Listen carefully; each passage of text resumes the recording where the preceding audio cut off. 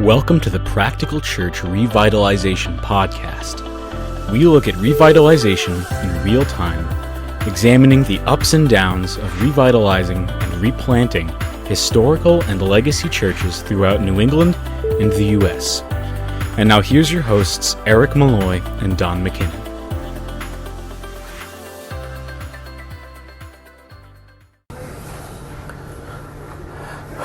Welcome to the Practical Church Revitalization podcast. I'm Eric Malloy, pastor at First Church in Charlestown. You'll notice that I'm without Sam and Don today. That's because I am on the road at a conference at the North American Mission Board in Alpharetta, Georgia. So with me, instead of those guys, we upgraded a little bit, so sorry Sam and Don. But instead of those guys, I have a couple of special guests with me today. I guess it's several. Couple means two. So I have several special guests with me today. So I'm going to go ahead and let them introduce themselves. One's a returning guest, so we'll go with him first. This is Jim Harell. I'm with the organization called Overseed. We coach pastors of declining historic New England churches, and I'm the president. And I'm Mark Clifton. I'm the senior director of Replant at the North American Mission Board, and we help churches make good decisions so they don't have to close their doors. And I'm Bob Bickford, the associate director of Replant at the North American Mission Board. All right, hey guys, thanks so much for spending some time with us this morning. It's still morning. I have no idea when this is going to post. You guys are going to listen to it whenever you listen to it. So we have a couple questions, and it's just stuff, especially that's been going on while we've been sitting in the conference. And of course, you know, we're all New England-based guys, so things are a little messier and uglier with us at times, I think, up there. So, I came out of the church planting world. I know, Mark, you talk about that a lot, and it's nice. And so, switching lanes, it's similar, but it's still a lane switch. And we know the emphasis has really been on church planting for the last 10, 12 years, I'd say, at this point now. But let me ask you guys, where do you see revitalization and replanting going over the next 5 to 10 years? I think there's a lot of interest in it from young men who are really interested in, and really even the property, even the sacred structures in a community, making sure that the community always has a sacred space and a sacred structure. We all know the church is not the building by any stretch of the imagination, but there is something about the visible presence where a gathered church meets on a regular basis and a basis for ministry in a community, in a neighborhood, especially historically. You know, everything else in the neighborhood can change and will evolve and it'll churn, but man, the gospel needs to be consistent and needs to be there, and it's the stack pole around which everything else can move and change, but the gospel can be consistent. So we see a lot of guys very interested, not in planting as much as going to these churches that are about to close their doors and finding ways for them to have a whole new fresh breath of life. I think that's something, Jim, I know that's something we notice in New England as far as the sacred space and having the church and that kind of thing. Jim, why don't you, can you speak to that from kind of our perspective? Sure. Well, I think one of the directions we're seeing is particularly as the historic church declines, the opportunities to re-enter the gospel into churches that haven't heard it in a long time is more and more a reality. The other piece about the structures in New England, many communities are trying very hard to zone churches out. And so, to lose real estate, again, loses missional opportunities. That's true in all cities. It's very difficult sometimes to get zoning for new church buildings, and very costly, even the prep work to get the zoning, to get the land purchased, the prep work on the land. Forget the building; that's a whole nother costly issue. Yeah. And when it's just a good use of God's economy to not let these buildings go away. Yeah, I see the narrative's changing that most of us, when we went to Bible college and seminary, you ran away from the dying church, and there seems to be more men who are called to go to the dying church. Their desire to do that, and so that's exciting to me to see that. But I think the other reality is that I think in the next 5 to 7 years, we're going to see a cascading wave of congregations that their future is in doubt and in peril. And so you see the simultaneous movement of replanting and revitalization are really picking up speed right now. And I think that's a God thing. It's a God movement. Yeah, I know. You talk about the sacred space. I think about our neighborhood's very gentrified at this point. And just the street our church sits on, almost everything on our street is nonprofit. So I know, Wow. I mean, the city won't even pick up our trash. Like if we want trash picked up, we have to get a special contractor to come pick up our trash. So that's how they get us back for not paying There you taxes, go. is that they won't pick up our trash. So it's it's good times. So how do you guys see this? And this is probably more for Bob and Mark over here. How do you see this moving on the denominational level? How do you see this moving? Yeah, it's really on everybody's radar. It was on nobody's radar 10 years ago. Nobody wanted to talk about it. We were all focused on other things, and it didn't feel like it was worth our time because it's difficult work. It's long, laborious work to go in and work with a church that's dysfunctional or that's about to die, has lost its social validation, as Tom Rainer says, is kind of in a death spiral. It's just easier to go start something brand new. And so for many decades, we focused entirely on starting something brand new. And we really didn't just pay any attention at all to dying churches. We did some work with declining churches that still had plenty of life and health, but were maybe in a downward trend. But the churches that were like heading, to crash and burn, we just ignored them and thought, well, it's going to happen. That's changed, and for a lot of reasons, not the least of which I think is the Holy Spirit has drawn us back to His church. But also I think just the idea of not letting these buildings go away. As you just said, how hard it is to purchase land and buy buildings and get it zoned. And the reality, again, that there's something wonderful about using a building as a base for missional activity, to bless the community, to serve the community. And my generation, I'm almost 60. When we were planting churches 40 years ago, we didn't want old church buildings. We'd run away from them. But this generation understands the uniqueness of those buildings, even the character and, quite frankly, the charm of those buildings and the history of them. And there are many communities actually that don't want to lose those buildings. They're part of the landscape of the community, part of the texture of the community. And so the community sometimes embraces those buildings too as part of their heritage and history, and they don't want them to go away. Yeah, I think the movement in terms of a denominational level, of course, the North American Mission Board, that's why Mark and I are here. Several years ago, they saw the need to also address redeeming churches, not just planting, because we're not keeping pace with population growth and all those sorts of things. So I think I'm really encouraged by that, and I think we're also seeing a proliferation of degrees now in church revitalization, primarily like DMins and PhD work and stuff like that. So there's also what I'm excited about is there's an academic push in terms of SBC seminaries to get guys studying what's really happening out there.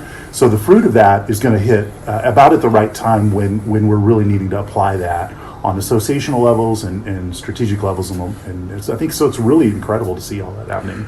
We see the same thing at Gordon Conwell. For the first time in my memory, there's actually a course on revitalization. It's not enough, but at least the awareness is growing. I think the other thing we're going to say, especially in New England, we're on the verge of massive closures of churches. What the Methodist minister I talked to about 3 years ago said there was, for example, 105 churches in Vermont, and he predicted in 5 years there would be 5. Wow. Yeah, and that's similar to Canada. The United Church of Canada is closing churches. They don't know what to do with all their properties. And Anglican churches are closing as well. And so that, we don't quite have that epidemic yet in Southern Baptist life. But we have been asked to respond to churches that they were losing their buildings, and would we come in and help them, and that kind of thing. Again, some of those historical buildings will be turned into gift shops and bed and breakfast and restaurants, and in that sense the architecture remains part of the landscape. But that's not the same thing as actually having, as I said, a sacred space, a witness in that community. And so I think there's an opening for guys who are just willing to be used of God to go to those places. I served up in Kansas and Nebraska for a dozen years, and out in rural Nebraska, the Lutheran churches were closing because the communities were depopulating, and they would, but there were still people living in those communities, and they reached out to us because we were the only ones that had any sort of active ministry in those counties. And we'd go into those churches that were closed, and we would start Bible studies and Sunday schools and things like that in little rural communities. And those churches are still going. And so, awesome. yeah, it can happen. I could talk a lot more about that, but there's some opportunity for us in the future, in that as those churches die and decline, for us to be there with the answer and to care for the community. And it's all based on serving the community. I mean, if you don't serve the community, if you're not trying to make the neighborhood better and the city better, then you really don't need to be there in the first place. Cincinnati Baptist shared a picture of a church in our community that's a Dollar Tree now. It's still there, and it's just a big poster of a Dollar Tree. I walked through it with a partner the other day, and man, the basement, it's down in the basement. It's down in the fellowship hall. It's not in the sanctuary, and it's still church basement. Like, you walk through the tile, you're like, yep, that's from a church basement from like the 50s. So we're kind of bouncing on this idea of buildings. I know, Mark, one of the things you talk about a lot is leveraging your building to be able to do community activities. I know one of the stories that I like is you talk about the birthday room. Yeah, just take a room and paint it up and put fun figures on the walls, and just let the community know that they can have their kid's birthday party there. Or if you have a church with a kitchen and a fellowship hall, a lot of people have smaller homes and smaller kitchens, and if they have relatives come over, they want to have a family gathering, they can't do it in their home. And if you just let the community know, hey, you can use our church for free, the fellowship hall and the kitchen, if you got an event coming up, things like that. We just thinking way outside what we normally would, so that we see the building not as a place that's off limits to anybody but members, but really that is a community center in every sense of the word. We had something happen before I came to the church that was pretty exciting. There was a softball field out back, and a soccer club needed a practice space in our city. Kept getting kicked off of everybody else's practice space, so the city goes, "Why don't you talk to the church?" And this is before I came, so they said to the church leaders, "We'll come and level the field, put in a sprinkler system, and sod it, and manage it, and maintain it, and let you guys have right of first, use. We just would like to have a long-term lease." And that narrowly passed our body before it replanted, but it passed. So every soccer practice season, we have 250 families that come to our facility on a weekly basis. So that was an awesome use of a dangerous church softball field that was like holes, and we never mowed it. Who knows what was back there? But so that was a way to redeem the property. But we also we have AA groups. We have do the same an thing. exercise group.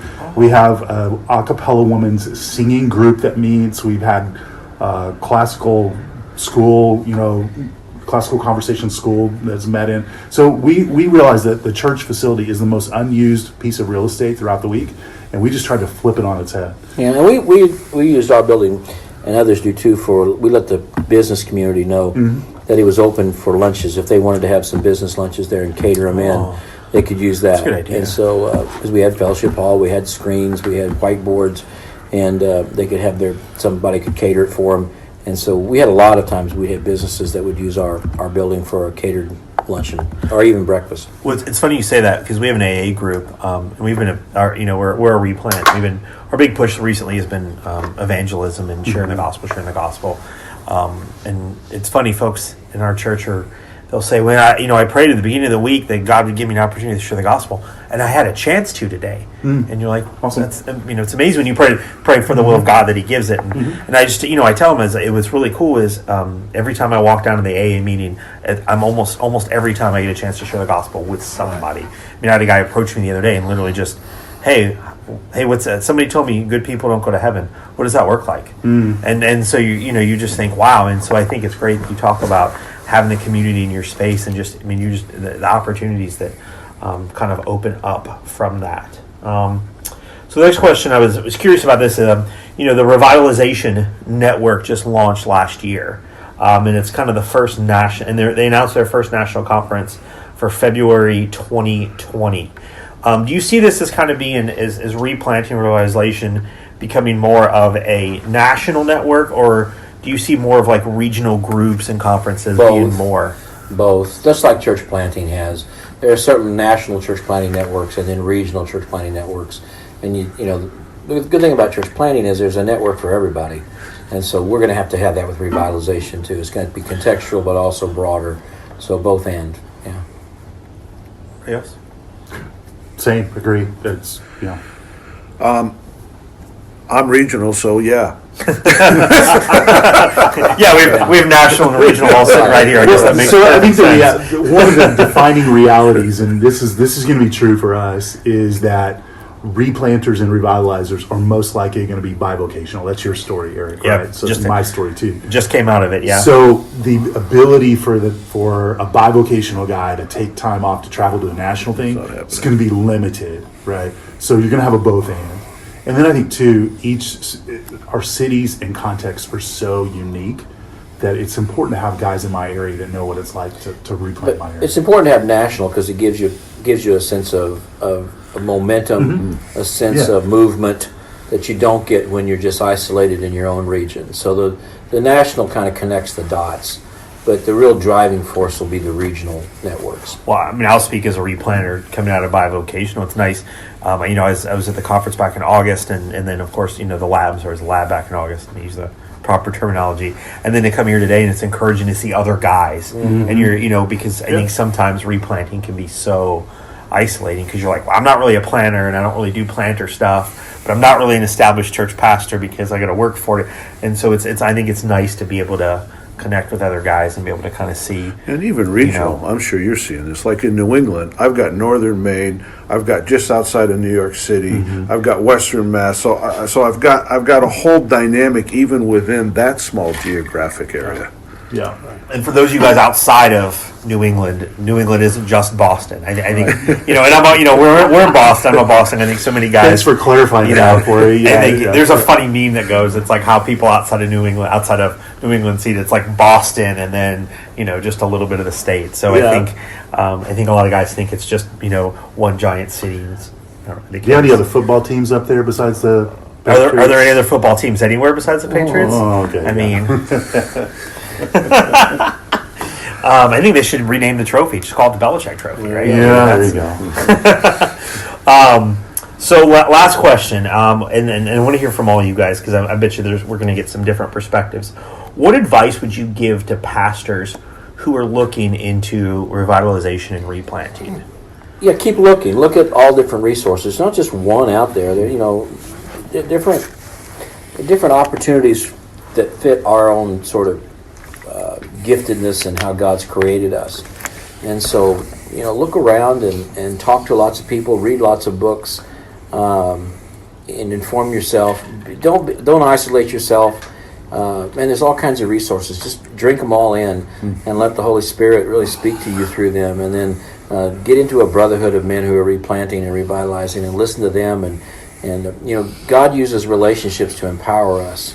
And when you read the New Testament, all those are all about relationships between Paul and Timothy and Titus, and they weren't doing any of it isolated, and so don't be isolated. Take advantage of all these great resources, absorb all of them you can, and then understand it's really hard. It's going to take a long time. You're never going to get famous. You're never going to get rich.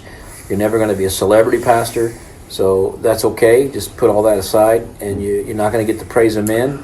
But that's okay too. I think the Bible says something about that. So you just be obedient where you are and find your joy in the gospel and what Christ has accomplished for you, and do the hard work of loving His church and loving it back to health.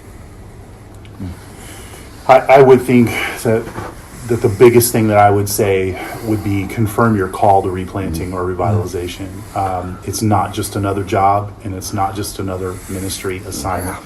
You must be called to it, and I think your spouse needs to affirm that call. And then I would have people that I trusted who knew me, and if I was evaluating that call again, speak into my life to confirm that call. You can't go into it if you're not called to it.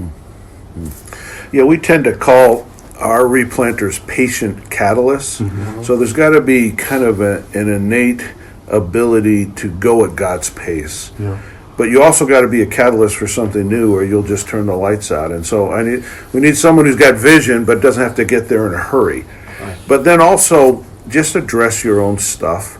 You're going into probably a dysfunctional situation, and the healthier you are going into that situation, the more help you're going to be. And so just to get with God and to get, again, people that know you and continue to address your own issues so that you can truly go in and be a non-anxious presence and be the Spirit of God to people. So I'll share with you guys. Jim knows the stories that I was meeting with the guys who ended up hiring me, and I said, "Well, what if I don't take the job? What are you going to do?" And they're like, "Well, we have a lesbian Unitarian pastor. We'll just call her." And so the idea was like, I'm not even sure I can ask my wife at this. I think I just have to say yes and hope she's not too mad when I get home. Yeah. So, but it's funny how that guys I know, if you're listening, like talk to your wife. Like, mine's a bad example and probably somewhat unique, but I mean, I thought this was urgency. Yeah. You go to a mainline church, but when we went to Boston to plant, the neighborhood that our church is in is actually the neighborhood my wife wanted to be in all along. And so I've gotten 4.5 years of I told you so's, which I anticipate many more years of. Guys, thank you so much for being part of what we're doing. Thanks for taking the time out to do this with us. And to the listeners, we just want to say thank you for tuning in to the Practical Church Revitalization podcast. We're going to thank our sponsor, Overseed. Overseed exists to see vital, growing historic churches in every New England town reaching their communities for Christ. If you want to join a cohort, check out overseed.org.